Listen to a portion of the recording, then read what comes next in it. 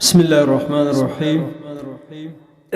قدرمنو مسلمانانو اوریدونکو، دا چې رمضان المبارک مخ په ختمېدو دی او د رمضان په پای کې د دې لپاره چې د مسلمان د روجې خطا او تېروتنې معاف شي، صدقة الفطر یا سرسایه ایستل فرض او واجب ده.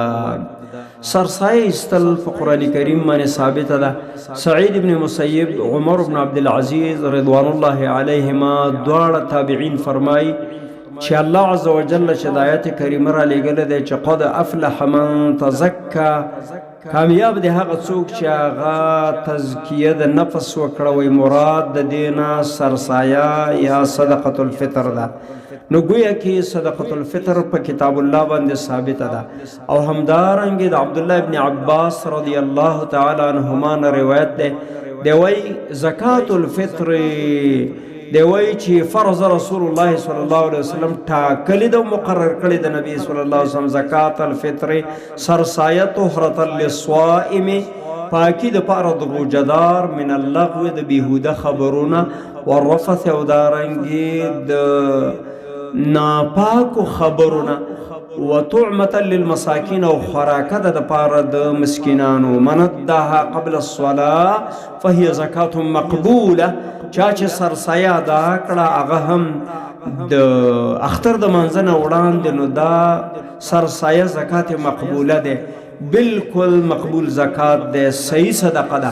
ومن اداها بعد الصلاة فهي صدقة من الصدقات، او کچا د اختر د منځ نه وروسته ورکړه نو عام خیرات ده، عامه صدقه ده. خو هغه چې نسک او عبادت او هغه چې ټیم او هغه د لاس ورکړه. دا روایت ابو داود ابن ماجه نقل کړی دی، سند حسن دی. په دې کې واضح دا بیان شوی دی چې د سرسایې په ادا کولو باندې د روجهدار د روجې مهال تېروتنې او سهوې او چټیات هغه معاف شي، د مسکینان ور باندې کار روان شي. البته دونه پکار ده چې سرسایه د اختر د منځ نه مخکې ورکړی شي او سرسایه په اتیشتم، نهشتم یا دیرشتم باندې او یا هم په نهشتم او دیرشتم باندې ادا کړی شي. او دا سرسایه په خان او په غریب، په واړه او په کبیر، په ټولو مسلمانانو باندې یو شان لازمه ده. وعن ابن عمر رضی الله عنهما، د عبدالله ابن عمر رضی الله عنهما څخه روایت ده، قال دی وی فرض رسول الله صلی الله علیه وسلم، مقرر کړی ده او فرض کړی د نبی صلی الله علیه وسلم زکات الفطر سرسایه صاع من تمر، یو پیمانه خرما، او صاع من شعیر یا یو پیمانه وربشي، على العبد والحر، په مرئی او په اصیل، والذکر والانثى، په نارینه او زنانه، والصغیر والکبیر، په ماشوم او په مشر، من المسلمین، خو چې مسلمانانی په هغو سرسایه فرض ده.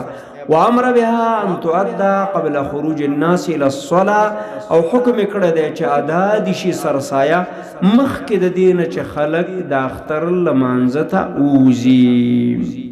امام ابن المنذر رحمه الله په الاجماع کې راوړي دي چې د ټولو د امت د ټولو علماو اجماع د په دې معنی چې صدقة الفطر لازمه، فرض یا واجب ده. او دا سرسایه چې ده دا به خامخا ورکوي. حتی علما فرمایي که یو فقیر او نادار او مسکین ته چا سرسایه ورکړله، هغه د یوې شپې ورځې رزق د ځان سره ماتله کي، او چې نور اضافه وه هغه د دا نورو مسکینانو ته په سرسایه کې ورکي. لہذا د سرسایې دپاره شرطونه هغه دا دي چې بس د سره به د یوې ورځې او د یوې شپې د اندازې نه اضافه خوراک وو، نو بس پراجح قول د اهل علمو کې په دې باندې سرسایه لازمه ده او د زکات نصاب ته پکې ضرورت نشته ده. او دې مسلې کې مغنی المحتاج، همدارنګه المغنی، دې کتابونو په دې باندې وضاحت ورکړی دی. شیخ ابن عثیمین رحمه الله په مجالس شهر رمضان کې په دې باندې تاکید کړی دی چې هر غریب مسلمان دې هم سرسایه ادا کی او د دې خیر او برکت انتهایی اضافه ده او په دې سره د مسلمانانو فقر او فقر راکم شي او د اختر په خوشحالیو کې هغوی ته هم رزق ورکړی شي.